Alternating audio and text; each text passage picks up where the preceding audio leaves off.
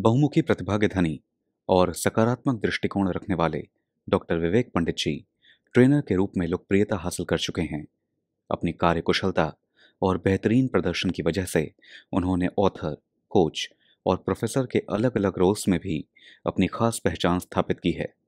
Doctor Vivek Pandit ji business management और personality development के क्षेत्र में communication, effective online offline teaching, leadership programmes, image enhancement, public speaking, time and stress management जैसे training topics के expert भी हैं। मैनेजमेंट में डॉक्टरेट अर्जित कर चुके डॉक्टर विवेक पंडित जी प्रोफेसर के तौर पर Jaipuria college of management, IIPM, Maharana institute of journalism आदि संस्थानों में अपनी सेवाएं प्रदान कर चुके हैं।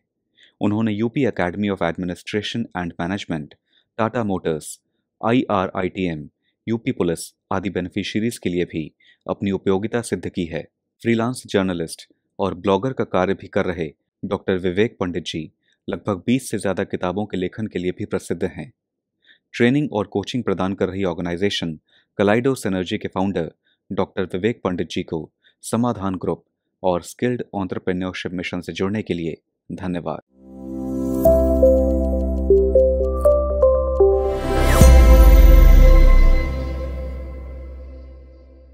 नमस्कार दोस्तों, मेरा नाम डॉक्टर विवेक पंडित है और आज मैं फिर आपके समक्ष हाजिर हुआ हूँ एक नए टॉपिक के साथ, एक नए प्रेजेंटेशन के साथ, जो कि काफ़ी सिमिलर है जो हम लोगों ने पिछली बार किया था। और पिछली बार अगर आपको याद हो तो योग्यता और हमारी क्षमताओं पे था, हमारी कॉम्पिटेंसीज़ पे, जो कि हमारे उद्यम में हमारे काम आएंगे, हमारे एंटरप्रेन्योरियल स्किल्स को बढ़ाते हैं। तो उसी में से एक एंटरप्रेन्योरियल स्किल है नेगोशिएशन का और औरों को इन्फ्लुएंस करने का। तो आज का ये टॉपिक पहला हाफ जो है वो नेगोशिएशन और इन्फ्लुएंसिंग पे होगा और सेकंड हाफ पे हम लोग लीडरशिप पे भी बात करेंगे आज। तो आइए शुरुआत करते हैं और सबसे पहले समझते हैं कि ये जो योग्यता है, ये जो स्किल है, ये एग्जैक्टली में होती क्या है। तो नेगोशिएशन किसे कहते हैं? तो एक एक वार्तालाप है, अगर सबसे आसान सब शब्दों में हम कहें कि उसमें कम से कम दो लोग चाहिए उस वार्तालाप में, और वो बैक एंड फोर्थ जाती है। कुछ आप कहते हैं, कोई दूसरा कहता है। आइडिया वही है कि हमें कुछ अग्रीमेंट इसमें रीच करना है, कुछ ऐसी पॉजिटिव एस्पेक्ट इसमें रीच करना है जो कि हम दोनों ने पहले से तय किया हुआ है। तो इसमें बातें डेफिनेटली होती हैं। हम अपना पॉइंट ऑफ व्यू रखते हैं, दूसरी पार्टी अपना पॉइंट ऑफ व्यू रखती है, और जो डेस्टिनेशन जो हम दोनों ने सोच के रखा है कि हमें ये अचीव करना है, इससे ये हम चाहते हैं, हम उसकी तरफ बढ़ते हैं। तो नेगोशिएशन दोस्तों दो साइड के बीच में होता है, और उन दोनों का इंटरेस्ट कुछ कॉमन होगा तभी नेगोशिएट करेंगे, राइट? तो मान लीजिए हमें एक गाड़ी बेचनी है, आपको ख़रीदनी है, तो यहाँ देखिए कॉमन इंटरेस्ट है। वो गाड़ी एक इंटरेस्ट है, हमें उसको सेल करना है, आपको उसको ख़रीदना है। अब जो उसके दाम को लेके, उसकी डिलीवरी को लेके, या कोई भी एस्पेक्ट को लेके जो नेगोशिएशन या बातें या वार्तालाप होगी, वो नेगोशिएशन कहलाएगी।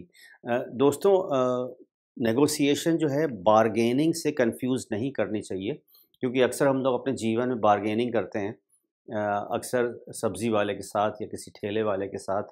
तो वो एक बार्गेनिंग है, उसको नेगोशिएशन की डेफिनेशन नहीं देनी चाहिए, वो एक अलग मुद्दा है। तो आज हम लोग इसी पे फोकस करेंगे, नेगोशिएशन पे।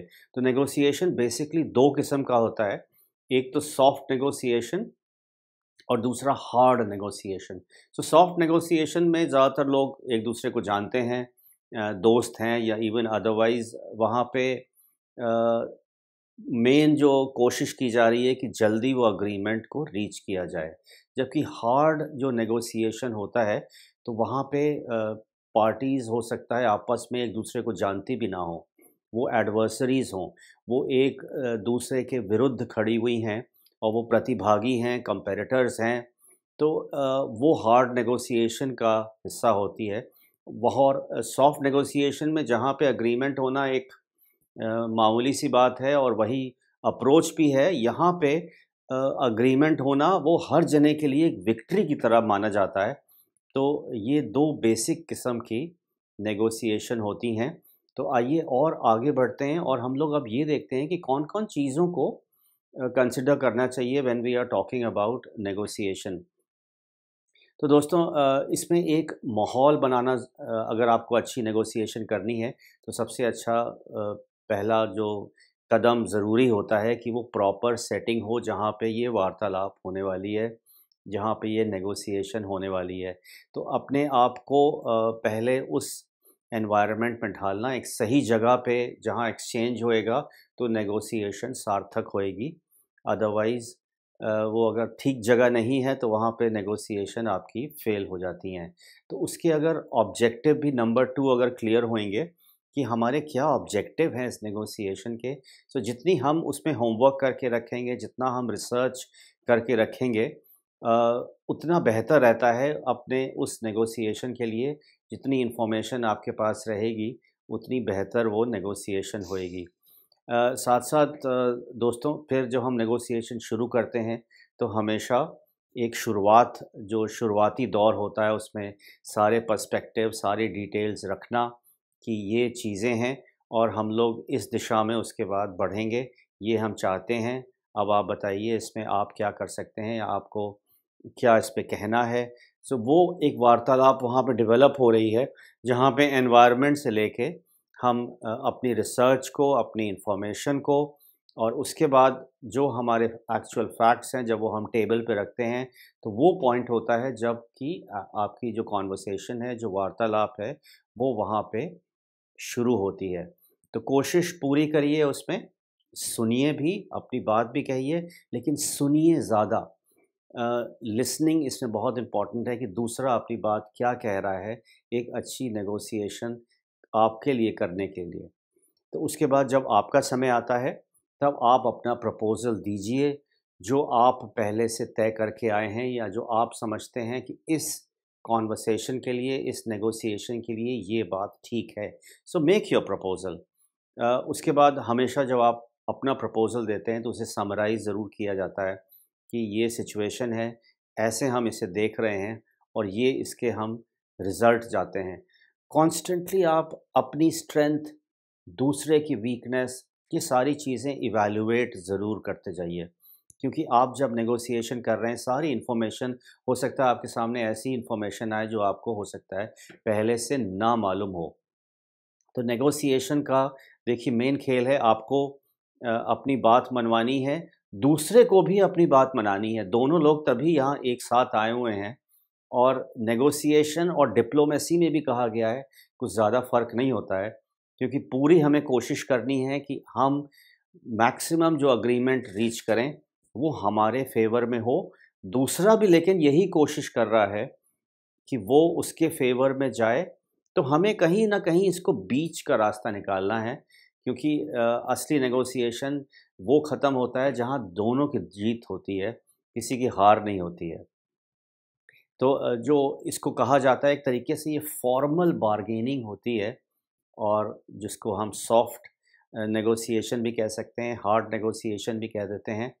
तो ये दोनों एस्पेक्ट आपको साथ लेके चलने पड़ते हैं, लेकिन मेन आपका उद्देश्य वही है कि आपकी वेल रिसर्च्ड इन्फॉर्मेशन आप साथ लेके आए हैं और उसके बाद आप एनालाइज़ कर रहे हैं एज़ द कॉन्वर्सेशन प्रोग्रेसेस कि कौन सी चीज़ आपके फ़ेवर में है, किन चीज़ों को आप इग्नोर कर सकते हैं और कौन सी चीज़ बहुत ही इम्पोर्टेंट है अपने साथ ले जाने के लिए। एक दोस्तों एक और एस्पेक्ट होता है कलेक्टिव बार्गेनिंग प्रोसेस का, क्योंकि अक्सर अगर आप किसी एंटरप्राइज से जुड़े हुए हैं, कोई आपका खुद का बिज़नेस है, तो आप रिप्रेज़ेंट कर रहे हैं अपनी ऑर्गेनाइज़ेशन को, अपने बिज़नेस को। सो वो एक कलेक्टिव बार्गेनिंग प्रोसेस जब होता है, जहाँ पे आप जब रिप्रेज़ेंट कर रहे होते हैं पूरे ग्रुप को, उस बिज़नेस को, उसकी इंटरेस्ट को, तो हमें ये एंश्योर करना होता है कि आप अकेले ज़रूर हैं लेकिन आप रिप्रेज़ेंट कर रहे हैं एक अपने पूरी ऑर्गेनाइज़ेशन को, तो वो कहलाई जाती है कलेक्टिव बार्गेनिंग, क्योंकि आप पीछे अपने पूरे बिज़नेस को रिप्रेज़ेंट करते हुए वहाँ पे बार्गेनिंग कर रहे हैं।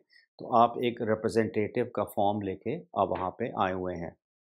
तो इसमें भी अलग-अलग स्टेजेस नेगोशिएशन के आते हैं। आपको अपने आप को प्रिपेयर करना वो बहुत ही इम्पोर्टेंट है, क्योंकि जितनी आपकी इन्फॉर्मेशन क्लियर रहेगी दोस्तों, तो आप अपनी बात सही तरीके से अच्छे से कह पाएंगे। So it is always wise to be fully prepared. एक एक चीज़ आपको अपने सब्जेक्ट के बारे में या जो भी चीज़ आप वहाँ पे डिस्कस करने वाले हैं उसके बारे में जितनी आपको इन्फॉर्मेशन मिलेगी, आप तैयार रहेंगे उतना ही बेहतर उस नेगोशिएशन के लिए रहेगा। और अगर कुछ कमी भी रह गई है तो पूरी कोशिश करिए दूसरे एस्पेक्ट को या दूसरी पार्टी को अच्छे से सुनने के लिए, क्योंकि उनकी जितना आप बेहतर सुनेंगे आपको और इन्फॉर्मेशन मिलेगी और आपको ऐसे भी पॉइंट्स मिलेंगे जो दूसरे की वीकनेस हो सकती है या जिन पॉइंट्स पे आप उन्हें काउंटर कर सकते हैं। तो ये जितना सुनना बेहतर होता है, वैसे ही अपनी बात को रिसर्च करके इंटेलिजेंटली प्रेजेंट करना, उसमें भी आपको फ़ायदा रहता है। तो आपका एक्ट एकदम क्लियर होना चाहिए, क्लियर इन्फॉर्मेशन जो आपको साथ में रखनी है और दूसरी पार्टी को आपको पेश करनी है। सो अब हम इस एस्पेक्ट को देखते हैं दोस्तों नेगोशिएशन में, क्योंकि जब आप अपनी बातें कुछ रखते हैं उस प्रोसेस में, तो दूसरी पार्टी भी कुछ अपने पॉइंट ऑफ व्यू रखेगी ज़रूर, उसको आपको काउंटर करने के लिए या अपनी बात मनवाने के लिए। तो उनको पूरा अधिकार है, उनको वो मौका भी मिलता है और वो अपनी बात रखेंगे भी। तो इसमें आप उनको डेफ़िनेटली रोक भी नहीं सकते हैं, तो पूरी इन्फॉर्मेशन उनसे लीजिए। और इसका ज़रूरी नहीं, अगर आपको वो लगता है कि आप वो अनरीज़नेबल अपनी बात कह रहे हैं या उनके पॉइंट ऑफ व्यू ठीक नहीं है, तो आपको उत्तेजित होने की ज़रूरत नहीं है। आप वहाँ पे रिलैक्स करिए, क्योंकि अभी एग्रीमेंट नहीं रीच हुआ है, ये पूरा प्रोसेस चल रहा है नेगोशिएशन का। तो अपने इमोशंस को, अपने रिएक्शन को कंट्रोल करिए, ये सबसे इम्पॉर्टेंट एस्पेक्ट है एक किसी भी रिस्पॉन्स को काउंटर करने के लिए। तो हमेशा दूसरे की बात पूरी सुनिए, क्योंकि अभी आप कोई भी ऑब्लिगेशन में नहीं है कि दूसरे की बात को आप एक्सेप्ट करिए। दूसरे ने अपना सिर्फ एक पॉइंट ऑफ व्यू रखा है कि जैसे आपने ऑफ़र किया कि ये गाड़ी हम इतने में आप दे रहे हैं, तो अगर दूसरे ने उसका काउंटर में कुछ बताया कि नहीं हम इतने नहीं दे पाएँगे क्योंकि ये बात है या वो बात है, तो आप अभी भी आपने कुछ एग्रीमेंट में माना नहीं है। आपको यहाँ कोई रिएक्शन देने की ज़रूरत नहीं है। सो आप ना ही इस बात पे अभी एग्री किए हैं, ना इस बात पे अभी एग्रीमेंट होने वाला है। दूसरा सिर्फ़ अपनी पॉइंट ऑफ व्यू रख रहा है। ये चीज़ें आपको इसलिए बताई जा रही हैं ताकि आपके जो स्किल्स हैं नेगोशिएशन के वो बेहतर हों और आप एक रिलैक्स ढंग से ऐसी सिचुएशन के सामने फेस कर सकें और अपने मन मुताबिक उस एग्रीमेंट तक आप पहुंच सकें जो कि आप चाहते हैं। तो हमेशा सबसे पहले अपनी बात कहने से दूसरे की बात ज़रूर सुनिए और उसका पहला वो क्या कहना चाह रहा है या उसका क्या प्रपोज़ल है, वो जितना आप पहले सुनेंगे उतना ही आपके लिए नेगोशिएशन में फ़ायदा होगा। क्योंकि हो सकता है वो ऐसी बात कह दे या ऐसा प्रपोज़ल अपनी तरफ से दे दे जो कि आपके इतने फ़ेवर में है, जो कि आप पहले ही से चाहते थे कि ऐसा हो जाए। सो दूसरी पार्टी की, अपने एडवर्सरी की बातें सुननी ज़रूर चाहिए।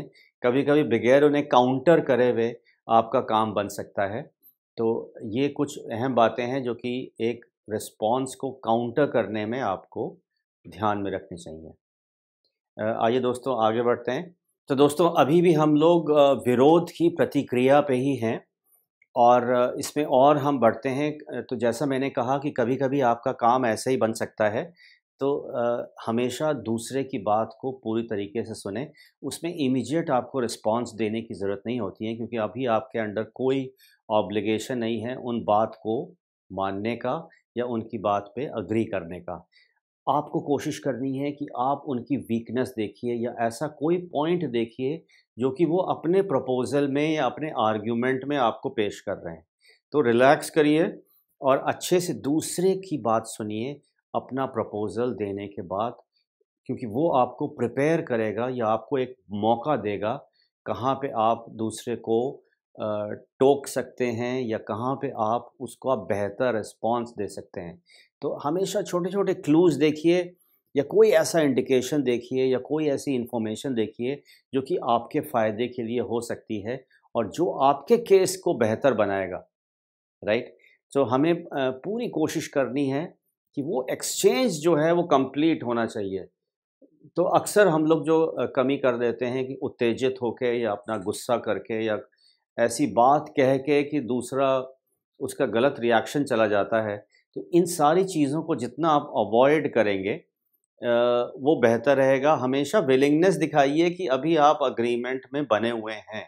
ये मैसेज दूसरे तक जानी ज़रूरी है। और अगेन आपको स्मार्टली, कामली, इंटेलिजेंटली एक नेगोशिएशन में काम करना पड़ता है।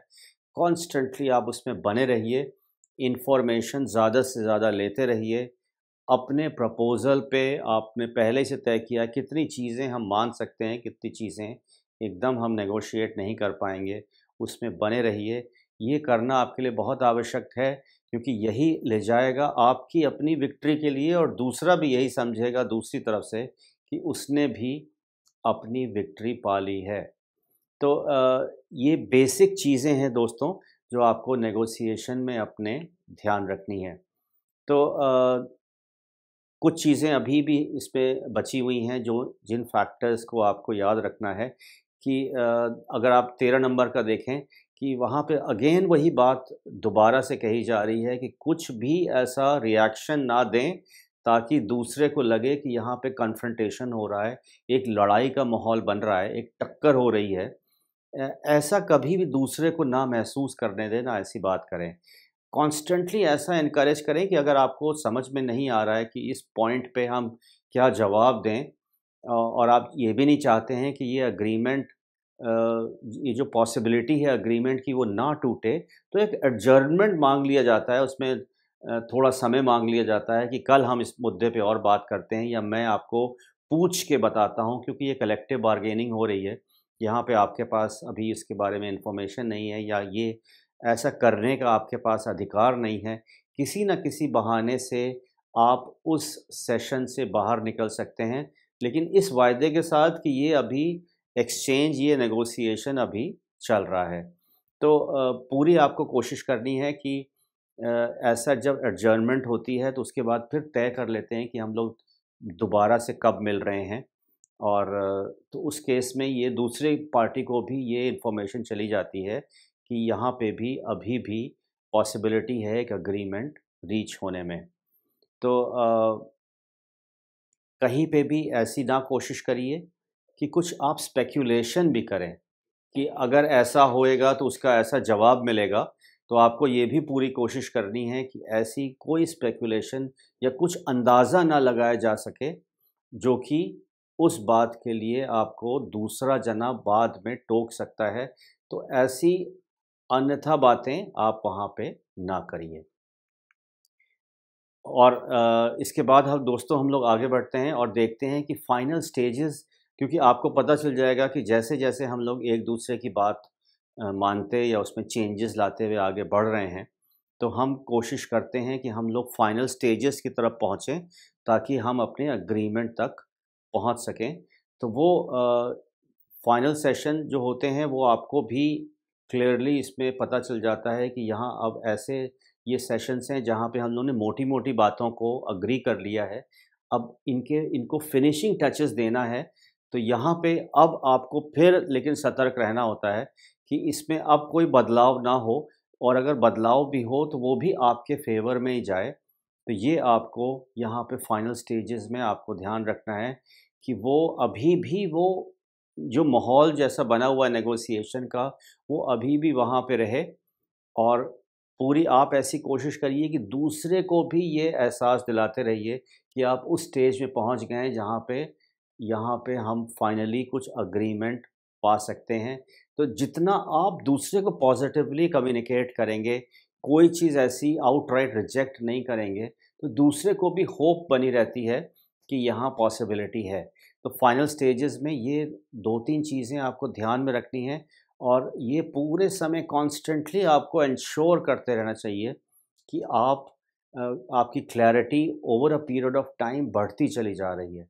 जो भी चीज़ों पे आपको एग्री करना है, वो एक सेंसिबल ऑफ़र में तब्दील होते चले जा रहे हैं, आपकी तरफ से भी और दूसरे की तरफ से भी। और वो चीज़ें आप नोट करते जाइए कि जो आप लोग अग्री करते जा रहे हैं एज एडवर्सरीज, क्योंकि अब आपको उसमें से कोशिश करनी है कि अब कौन सी चीज़ें इसके बाद बच गई हैं जिनको अभी भी हमने अग्री नहीं किया या उन पे अभी भी हमें डिस्कशंस अभी बाकी हैं। तो ये एक पूरा प्रोसेस है दोस्तों, right from beginning to finish, जिसमें आपको पूरे अपने इमोशंस पे कंट्रोल रखना है। You have to think on your feet, एकदम अलर्ट रहना है, इंटेलिजेंटली आपको आगे बढ़ना है, उसी एनवायरनमेंट में अपने पॉइंट ऑफ व्यू देने हैं, जो कि एकदम वेल रिसर्च्ड हैं, अपना प्रपोज़ल देना है, अननेसेसरी आपको रिएक्शन नहीं दिखाने हैं और कॉन्स्टेंटली आपको मूव करना है एक ऐसे एग्रीमेंट की तरफ जो दोनों के लिए फ़ायदेमंद हो। तो जहाँ पे भी आपको लगे कि दूसरा अनरीज़नेबल बात कर रहा है, पहली तो आपकी कोशिश होनी चाहिए कि दूसरे की बात सुनें और उसे फ़र्मली ये बताएँ कि ये एकदम संभव नहीं है, क्योंकि नेगोशिएशन में दूसरा ऐसी भी बात रख सकता है, ऐसे पॉइंट ऑफ व्यू रख सकता है, जो हो सकता है आपके एकदम आप कर ही नहीं सकते हैं उसको पूरा, या वो एकदम टोटली आपको गलत दिशा में ले जा रहा है और जिससे नुकसान होना है आपको। तो अगर आपको कहीं पे भी ऐसा लगता है कि दूसरे ने बहुत ही अनरीज़नेबल बात कही है या कुछ प्रोवोकेटिव बात की है जो पूरी इस दिशा में ले जा रही है कि ये एग्रीमेंट ना हो, तब आप डेफ़िनेटली विथड्रॉ कर सकते हैं। लेकिन आपको ये एकदम लास्ट स्टेजेस तक रखना चाहिए कि यहाँ पे अब बात नहीं बननी है, क्योंकि वो उस दिशा में पूरी बातें चली गई हैं कि वो अब सुधर नहीं सकती हैं, पॉइंट ऑफ नो रिटर्न हो गया है। तो ये एकदम एक्सट्रीम केस में रखिए, अदरवाइज़ अपने नेगोशिएशन को कॉन्स्टेंटली बनाए रखिए, धैर्य रखिए, काम रखिए, इन्फॉर्मेशन अपनी बढ़ाते जाइए और दूसरे की वीकनेस को उस पे ध्यान रखिए, तो आप आसानी से आप अच्छी नेगोशिएशन कर पाएँगे।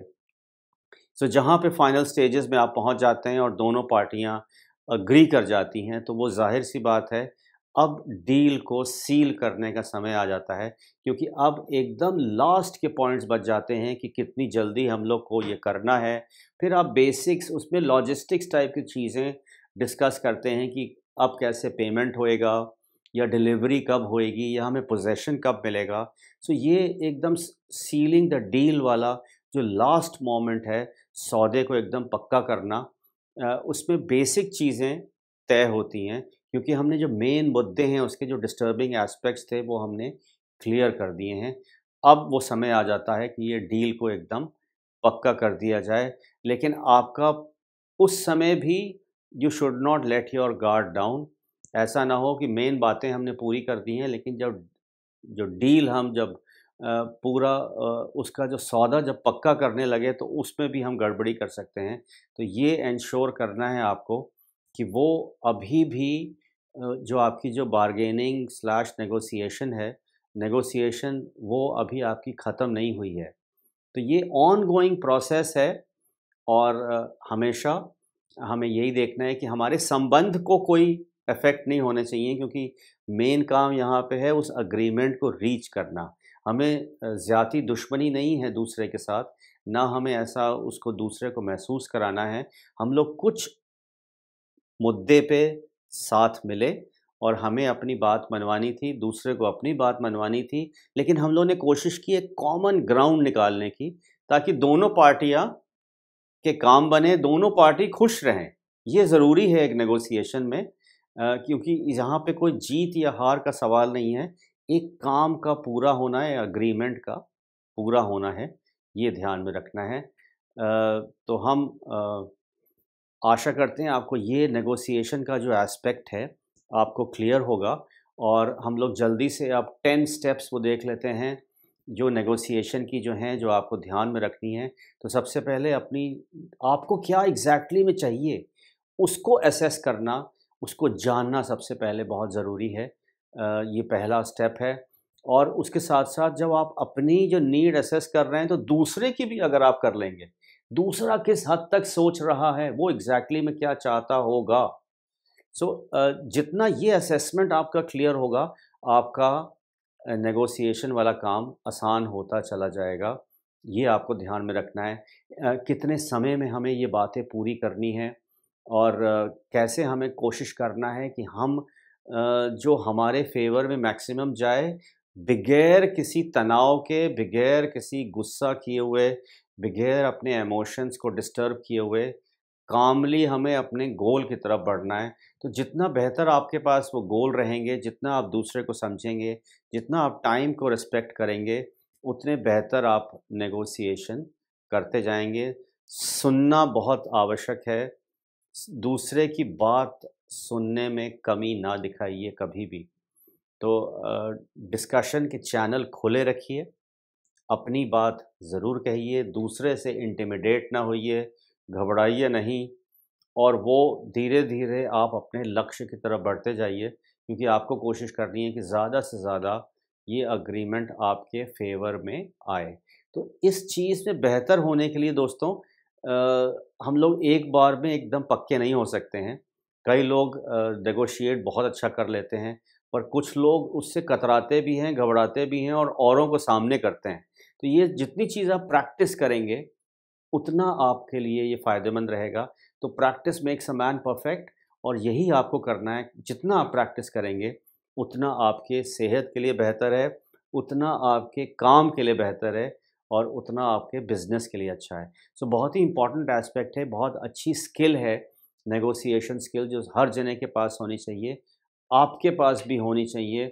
और ये जितनी जल्दी आप इसे समझेंगे और उस पे काम करना शुरू करेंगे, आपके लिए उतना ही फ़ायदेमंद है। सो नेगोशिएशन को देखिए, जो पॉसिबल आउटकम होते हैं, वो ऐसे देखे जाते हैं कि मैं जीता तुम हारे, या तुम जीते मैं हारा, राइट? हम दोनों ही हार गए इस एग्रीमेंट में। लेकिन सबसे बेहतर नतीजा वो होता है जहाँ दोनों पार्टियों को लगे कि हम दोनों जीत गए। ये एक आइडियल नेगोशिएशन होता है, राइट दोस्तों? सो ये सबसे अच्छी आउटकम होता है नेगोशिएशन का, जहाँ की दूसरे को कोई हीन भावना नहीं होती है। उसे गुस्सा नहीं आ रहा है, या उसे ऐसा महसूस नहीं हो रहा है कि उसे नुकसान हो गया है, बल्कि उसको भी लग रहा है कि हाँ, हमने भी इसमें रीज़नेबल एग्रीमेंट किया है, और आपको भी लग रहा है कि आपने भी एक बेहतर डील आपको मिली है। Leadership and development. दोस्तों, हम सब में लीडर होता है कि लीडरशिप एग्जैक्टली क्या-क्या क्वालिटीज़ एक लीडर में होनी चाहिए, और वो कैसे हम इसमें डेवलप कर सकते हैं। सो सबसे पहले मैं, इससे पहले कि शुरू करूं, आप अपने मन में ऐसे 4 लीडर्स सोचिए जो आप सोचते हैं कि लीडर्स हैं, जो आपके आइडल हैं, और फिर उनमें देखिए कि कौन सी क्वालिटीज़ सब में कॉमन है। तो आपके चॉइस, आपके लीडर्स 4 ऐसे चुनिए, और फिर उनके बारे में सोचिए कि उनमें क्या 4 चीज़ें कॉमन हैं, और उन्हें नोट करिए। अगर आप 4 नहीं, 3 भी अगर आप ले लें, तो वो भी सफिशिएंट रहेगी। तो सबसे पहले ये एक्सरसाइज़ करिएगा अपने मन में। एक सामने आपके चित्र आ रहा है, यहाँ पे 3 लोग हैं, अलग-अलग स्टोन कटिंग का काम कर रहे हैं। और देखिए, सबके तीनों के पर्सपेक्टिव अलग हैं। एक कह रहा है कि मैं पत्थरों को तोड़ रहा हूँ, दूसरा कह रहा है कि मैं एक बिल्डिंग बना रहा हूँ, और तीसरा कह रहा है कि मैं कई सारे लोगों को नर्चर कर रहा हूँ, उनके लिए लिविंग बना रहा हूँ, उनको मैं पाल रहा हूँ। तो हमेशा बड़ी पिक्चर देखनी चाहिए, यही काम एक लीडर भी करता है। तो इसमें हम देखते हैं कि कौन-कौन सी क्वालिटीज़ एक लीडर में होनी चाहिए। तो उसमें एक विज़न, एक दूरदर्शिता होनी चाहिए। लीडर को इंस्पायर करना चाहिए औरों को। एक लीडर एक कमिटमेंट दिखाता है, एक जज़्बा दिखाता है, एक एक वायदा दिखाता है एक। तो ये एक एस्पेक्ट होता है एक लीडर का। लीडर औरों को इन्फ्लुएंस करता है, उनको एंगेज करता है। ये एक क्वालिटी होती है बहुत इम्पोर्टेंट। तो ये आप ये एस्पेक्ट भी देख लीजिए कि ये आपके लीडर्स में, जो हमने कहा था, जो 4 लीडर्स चुनने को, वो हैं कि नहीं। साथ-साथ अपने को भी टटोलिए, क्या ये क्वालिटीज़ मेरे में है, राइट? उसके बाद एक लीडर औरों को गाइड करने की कोशिश करता है। एक अच्छा लीडर जो है, गोल सेटिंग करता है, कि अपने लक्ष्य निर्धारित करता है कि हमें यहाँ पे जाना है। एक लीडर प्रोएक्टिव होता है। प्रोएक्टिव मतलब इससे पहले कि उसको बोला जाए कि तुम्हें ये काम करना चाहिए, वो खुद उसकी तरफ कदम बढ़ाता है, उसको प्रोएक्टिव कहते हैं। एक अच्छा लीडर रिस्क लेता है। जीवन में रिस्क नहीं लिया तो आपने जीवन कहाँ जिया। सो रिस्क लेना, उसके साथ साथ सिर्फ रिस्क लेना नहीं, एक प्रॉब्लम अगर कोई डिफ़िकल्ट सिचुएशन है उसको सॉल्व भी करना, ऐसी क्षमता रखना, ये एक अच्छे लीडर की पहचान होती है। सो लीडरशिप अगर देखा जाए तो it is all about to visualise things. हम जितना दूर तक सोचेंगे उतना हमारे लिए ये बेहतर होगा कि हम बड़ी पिक्चर सोच रहे हैं। हमारी कम्युनिकेशन की एबिलिटी, हमें दूसरे तक रीच करने की, अपनी बातें रखने की एबिलिटी एक अच्छे लीडर में होनी चाहिए। This is what leadership is all about. Leadership is about influencing others, inspiring others, motivating others. That is what a good leader does. और एक अच्छा लीडर चेंज लेके आता है, वो पॉजिटिव चेंज लाता है, अपने में भी दूसरे में भी। वो पूरी इंस्पायर करता है, मोटिवेट करता है to achieve the goals that he और the team has set. So leader, this is what leadership is all about. इसमें और देखते हैं कि लीडरशिप की डेफिनेशन अगर आप अब तक आप इस सारे पॉइंट से समझे हैं, तो एक लीडरशिप एक अच्छा इन्फ्लुएंसर होता है जो कि औरों से एंगेज करता है और एक माध्यम बनता है, एक कैटलिस्ट बनता है to achieve the goals, to achieve the mission that you are on. अपनी विजन को अपने गोल तक पहुंचने की पूरी कैपेसिटी देता है। That is what a leader does and that is how we will define leadership. So leadership constantly active रहता है। एक अच्छा लीडर वो सो नहीं जाता है। यहाँ सोने का मतलब लिटरल सेंस में नहीं है, यानी वो बैक सीट नहीं लेता है, वो हमेशा उसकी प्रेजेंस रहती है, हमेशा वो पॉजिटिवली कंट्रीब्यूट करता है और आगे बढ़ता है। तो इन सारे फैक्टर्स को देखते समय अब आपको क्या लगता है कि एक अच्छे लीडर में कौन-कौन सी क्वालिटीज़ होनी चाहिए? That is what we are looking at. So एक अच्छा लीडर, एक एग्जाम्पल यहाँ पे दिया, ये बड़ी फेमस फिल्म है जो आपने देखी हुई है, मुन्ना भाई। सो अगर इसी का एग्जाम्पल लेके चलें तो अगर वो देखिए तो वो सबको, मुन्ना भाई जो है सबको मोटिवेट कर रहा है, इंक्लूडिंग सर्किट को भी, जो उसका फ्रेंड है। वो कॉन्स्टेंटली अपने तरीके से, उसका तरीका हो सकता है आपको तरीका उसका ना समझ में आए, पर यहाँ पे मैसेज मेन इम्पॉर्टेंट है कि वो औरों को मोटिवेट कर रहा है, इंस्पायर कर रहा है लोगों को, ताकि वो अपनी बेहतरी के लिए और अच्छा काम करें। और देखिए मुन्ना भाई क्या कर रहे हैं, वो कॉन्स्टेंटली कोशिश कर रहा है कि जहाँ पे उसकी कमी है उसको वो दूर की जाए। सो वो विलिंगनेस दिखा रहा है, जानने की इच्छा दिखा रहा है, कॉन्स्टेंटली अपने आप को चेंज करने की कोशिश कर रहा है। That is what a good leader always does. उसके बाद कोई लीडर छोटी-छोटी चीज़ों की चिंता नहीं करता, अपने स्टेटस की चिंता नहीं करता, उसमें कोई ईगो नहीं होता है, वो हमेशा हर स्थिति में खुश रहता है और उसके कोई हैंग अप नहीं होते हैं कि हमें इतना ही चाहिए, हमें ऐसे ही चाहिए। वो अच्छे लीडर नहीं हैं जो बहाने मार रहे हैं, वो लीडर ही नहीं है फिर, राइट? सो कोई स्टेटस का हैंग अप नहीं है, कोई एक्सक्यूज़ नहीं है, कोई बहाना नहीं है। लीडर एक विज़न के साथ चल रहा है, गोल सेटिंग के साथ कर रहा है, लोगों को इंस्पायर कर रहा है, खुद चेंज हो रहा है, औरों को भी चेंज कर रहा है। एंड अगली स्लाइड में देखिए, going beyond the call of duty. वो, जैसे कहा, जो लीडर बहाने नहीं देगा, वो छोटी-मोटी चीज़ों की क्या, बड़ी भी चीज़ों की चिंता नहीं करेगा। वो he will go beyond the call of duty, यानी कि वो मुश्किल स्थितियों में भी या ऐसी स्थितियों में वो बहुत ही विचित्र और अपने ढंग से, क्रिएटिव ढंग से कोशिश करेगा किसी भी प्रॉब्लम को सॉल्व करने के लिए, और वो किसी भी हद तक जा सकता है इन ऑर्डर टू एंश्योर कि उसकी टीम, उसके सबॉर्डिनेट्स, उसका गोल वो पूरा हो, वो ज़्यादा इम्पोर्टेंट है। So that is what a good leader will always do. Perseverance and conviction, वो लगा रहेगा। तभी देखिए फिल्म का भी नाम था मुन्ना भाई लगे रहो। वो परसिवियर करेगा, वो अपने गोल पे, अपने डायरेक्शन पे, अपने डेस्टिनेशन पे आगे ही आगे बढ़ता जाएगा विद कन्विक्शन। तो जब तक आपकी सेल्फ बिलीफ नहीं है दोस्तों, आप खुद पे अगर विश्वास नहीं कर रहे हैं, अपने काम पे नहीं विश्वास कर रहे हैं, तो उसमें तरक्की कैसे मिलेगी? सो कन्विक्शन इज़ इम्पॉर्टेंट, और उसके बाद उसमें लगे रहना, उसी जज़्बे के साथ, उसी उम्मीद के साथ, उसी इंटेलिजेंस के साथ। These are the things which are very important, and that is what this film is portraying to you, telling you again and again. Deploying the right fit, एक अच्छा लीडर उसके अंडर जितने भी लोग होते हैं, सही जने को सही जगह रखता है, क्योंकि उसको मालूम है कि एक जने की वैल्यू, एक जने की कीमत, एक जने की जो टैलेंट है, वो कहाँ पे और कैसे हम इस्तेमाल कर सकते हैं। So this is what a good leader does. He deploys the right person at the right place, right. अगर हम एक जने को जिसका काम कुछ है और उससे हम कुछ कराएंगे, तो ना वो खुश रहेगा और ना आपका काम पूरा होएगा। तो ये सारी क्वालिटीज़ को दोस्तों नोट करिए, अपने से कंपेयर करिए, अपने लीडर्स में देखिए, क्या ये क्वालिटीज़ आपके लीडर्स में हैं या आपके में हैं? क्योंकि ये आपकी क्षमताएँ, आपकी योग्यताएँ आपको चाहिए एज़ अ गुड लीडर। और एक आपके बिज़नेस को, एक आपके एंटरप्रेन्योर को, एंटरप्रेन्योरशिप को ये क्वालिटीज़ चाहिए होती हैं। राइट दोस्तों?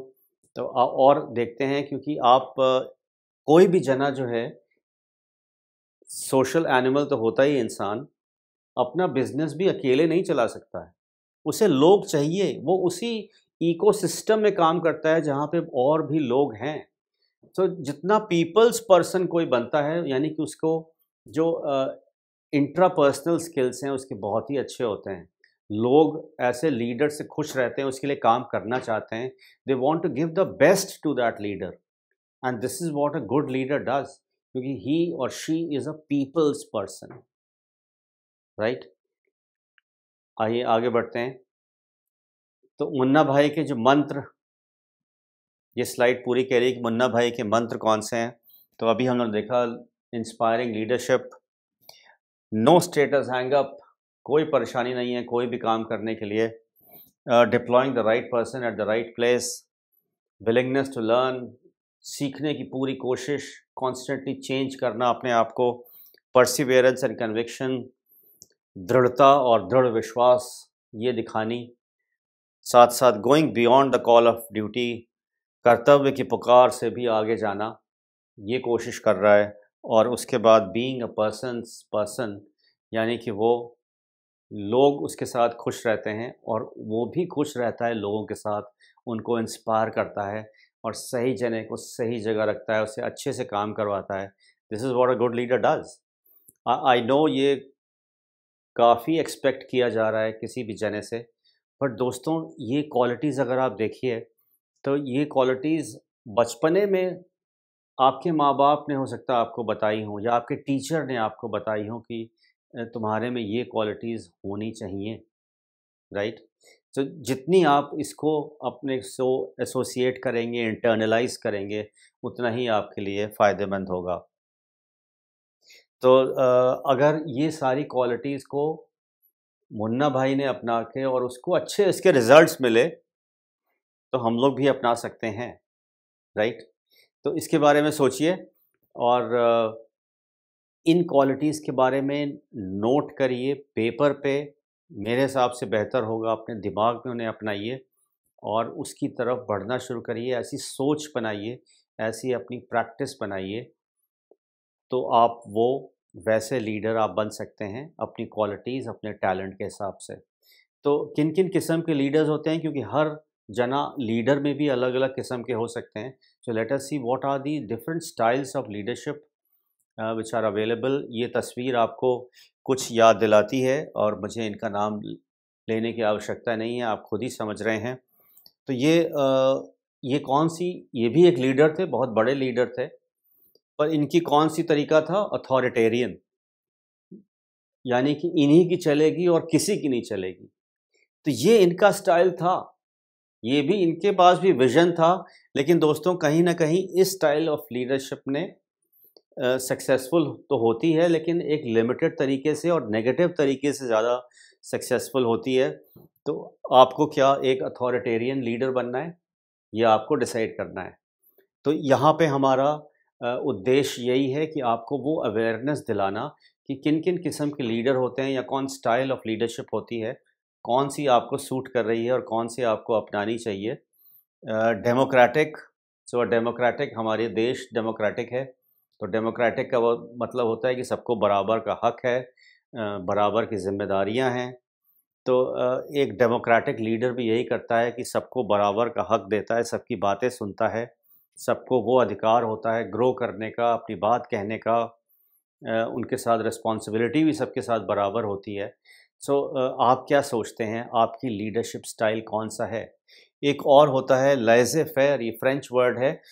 इसका तात्पर्य ये है कि ऐसे लेज़े फेयर लीडर्स होते हैं जिनको कोई फ़र्क नहीं पड़ता, चाहे जैसे चल रहा है, वो हर स्थिति में खुश हैं या वो सारी चीज़ें छोड़ देते हैं।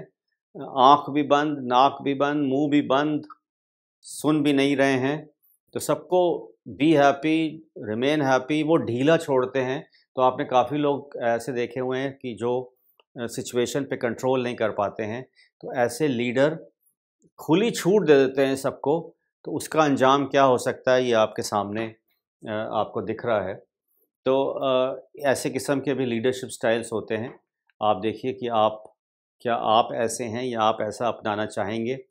Entrepreneurs as leaders, entrepreneurs definitely leader होते हैं क्योंकि एंटरप्रेन्योर एक रिस्क ले रहा है, एक एक अच्छे काम की तरफ बढ़ रहा है, चेंज ला रहा है, इकोनॉमी में चेंज ला रहा है, अपनी एनवायरनमेंट में चेंज ला रहा है, लोगों को मैनेज कर रहा है, डिसीजन मेकिंग कर रहा है, कितने सारे काम कर रहा है।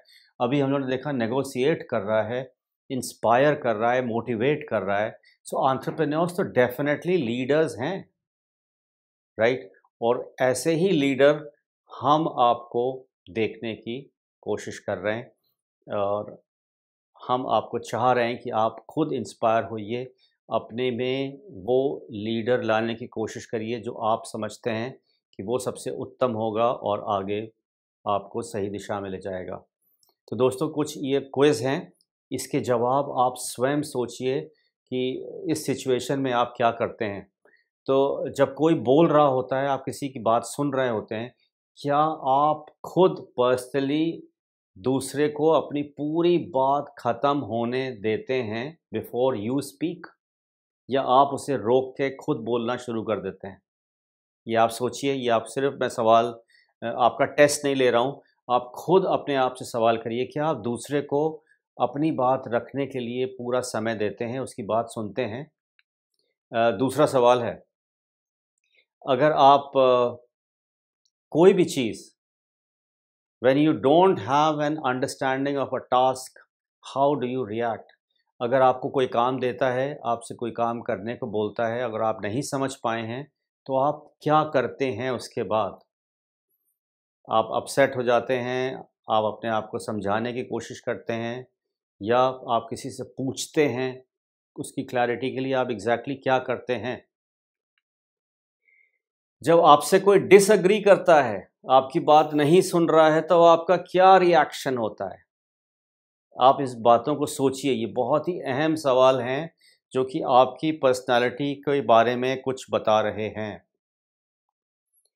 आप दूसरे की बात सुनते नहीं हैं, उसको डिसमिस कर देते हैं, या उसको समझाने की कोशिश करते हैं, या उसका पॉइंट ऑफ व्यू आप समझने की कोशिश करते हैं। आप स्ट्रेस को कैसे हैंडल करते हैं? इन सवालों का ईमानदारी से आप जवाब दीजिए। आप अपनी एक टीम अगर है आपकी, अगर टीम में आपको रखा जाता है, तो आप टीम में काम करना पसंद करते हैं कि नहीं? इस बात को भी सोचिए और इसका जवाब दीजिए। So the aim for my business is, आप जो भी बिजनेस शुरू करने जा रहे हैं, what is the aim of your business? इसका भी आप जवाब अपने आप को दीजिए। आपको देखिए सही चीज़ें पता चलेंगी अपने बारे में। So communication is the responsibility of, किसकी ज़्यादा ज़िम्मेदारी होती है कम्युनिकेट करना? क्योंकि हम लोग कम्युनिकेट करते हैं अपनी बात रखने के लिए। तो ये ज़िम्मेदारी कम्युनिकेट करने की किसकी है? सिर्फ़ बॉस की है, सबकी है, या केवल एक जने की है जिसको हम कह सकते हैं कम्युनिकेशन डिपार्टमेंट है तो सारी बातें वही कहेगा? ऑलराइट? अगर आप किसी भी जने को देखते हैं कि वो गलत काम कर रहा है तो आपका क्या रिएक्शन होता है? ये छोटे छोटे सवाल ज़रूर हैं, पर ईमानदारी से सोचिए और इनके स्वयं के आपके जवाब देखिए कि आप कैसा ऐसा महसूस कर रहे हैं या आपका क्या रिएक्शन होता है ऐसी सिचुएशन का। पर मोटी सी बात आज के जो प्रेजेंटेशन की थी दोस्तों, वो थी कि नेगोशिएशन एक ऐसा स्किल है जो हर जने के पास होना चाहिए, खासकर एक एंटरप्रेन्योर के पास। और एक एंटरप्रेन्योर एक लीडर है, ऐसा हमें बनना है और ऐसा बनना है जिसमें कि वो क्वालिटीज़ हों जो कि आज हमने देखी हैं। और वो देखिए कि आप में वो कितनी क्वालिटीज़ हैं, कौन सी नहीं हैं, या कौन सा स्टाइल ऑफ लीडरशिप आप में है, कौन सा आपको बनना चाहिए। क्योंकि यहाँ पे अब सवाल आ जाता है कि आप एक टीम के साथ ऑपरेट होंगे और एक लंबे और बड़े मिशन पे आप निकले हैं, और वो मिशन आपको डेफिनेटली बेहतरी पे ले जाएगा, एक अच्छे कल की तरफ ले जाएगा और आपको एक बहुत ही अच्छा इंसान बनाएगा। इन शब्दों के साथ दोस्तों आपसे मैं आज्ञा लेता हूँ। मैं आशा करता हूँ कि आपको आज का प्रेजेंटेशन अच्छा लगा होगा। हम लोग फिर हाज़िर होंगे अभी बहुत ही जल्द, क्योंकि अभी क्वेश्चन आंसर का राउंड बचा हुआ है। तो अभी आप बने रहिए और जल्द आपसे मिलते हैं एक क्वेश्चन आंसर राउंड के लिए। तो अपने सवाल भी तैयार रखिए। तब तक नमस्कार।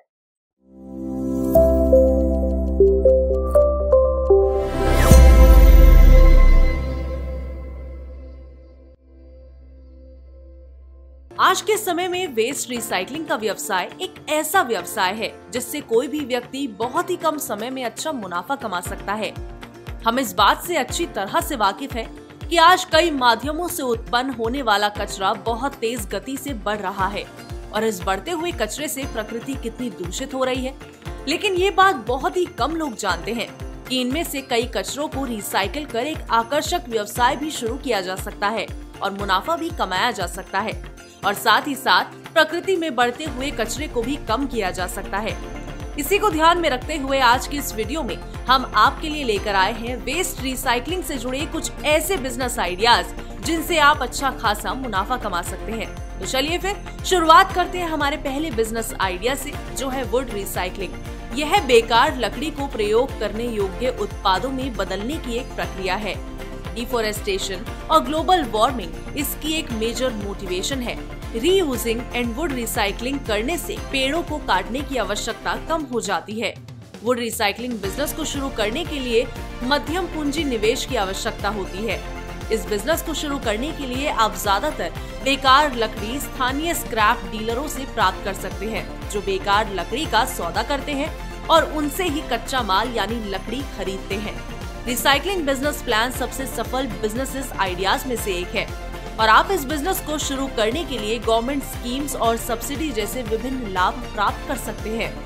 अगर आप चाहते हैं इस बिजनेस को शुरू करना और अगर आप 18 से 22 टन पर डे कैपेसिटी के साथ इस बिजनेस को शुरू करते हैं, तो आपको 8000 से 12000 स्क्वायर फीट एरिया के साथ लगभग 120 से 130 किलोवाट इलेक्ट्रिसिटी और लगभग 35 से 40 वर्कर्स की जरूरत होगी, जो आपके प्लांट को आसानी से रन कर सके। रही बात प्रॉफिट की, तो आप इस बिजनेस से 35 से 40% तक का प्रॉफिट मार्जिन अर्न कर सकते हैं। चलिए अब बात करते हैं हमारे अगले बिजनेस आइडिया की, जो है vermi compost. Vermi compost red wigglers, white worms और अन्य अर्थ वॉर्म्स का उपयोग करके खाद बनाने की वैज्ञानिक प्रक्रिया है। ये ज्यादातर मिट्टी में रहते हैं, बायोमास पर भोजन करते हैं और इसे पचाने वाले रूप से उत्सर्जित करते हैं। यह केंचुओं की कई प्रजातियों का उपयोग करके जैविक कचरे को खाद बनाकर निकाला जाता है, जिसका उपयोग गार्डनिंग एंड सस्टेनेबल और ऑर्गेनिक फार्मिंग में किया जाता है। वर्मी कंपोस्ट उत्पादन की इस विधि को वर्मी कंपोस्ट कहा जाता है। यह मिट्टी की गुणवत्ता में सुधार कर सकता है, पौधों की पैदावार बढ़ा सकता है और बीमारियों और कीटों को दबा सकता है। वर्मी कंपोस्ट का व्यावसायिक उत्पादन देश में बड़े पैमाने पर होता है और अगर आप भी इस बिजनेस को शुरू करने में रुचि रखते हैं, तो आपको 1500 से 2000 स्क्वायर फीट एरिया और 1 से 2 वर्कर्स की रिक्वायरमेंट होगी।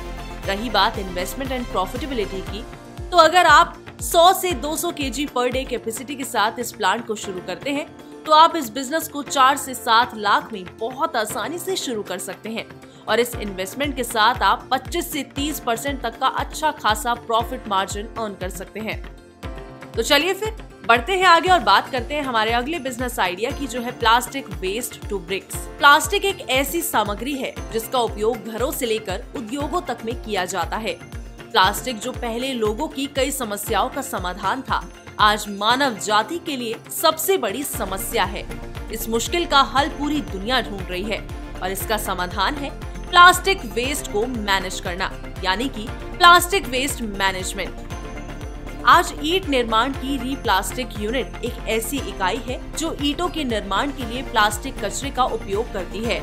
इन ईंटों को इंटरलॉकिंग ईंटों के रूप में भी जाना जाता है, जिनका उपयोग घरों, सड़कों आदि के निर्माण के लिए किया जाता है।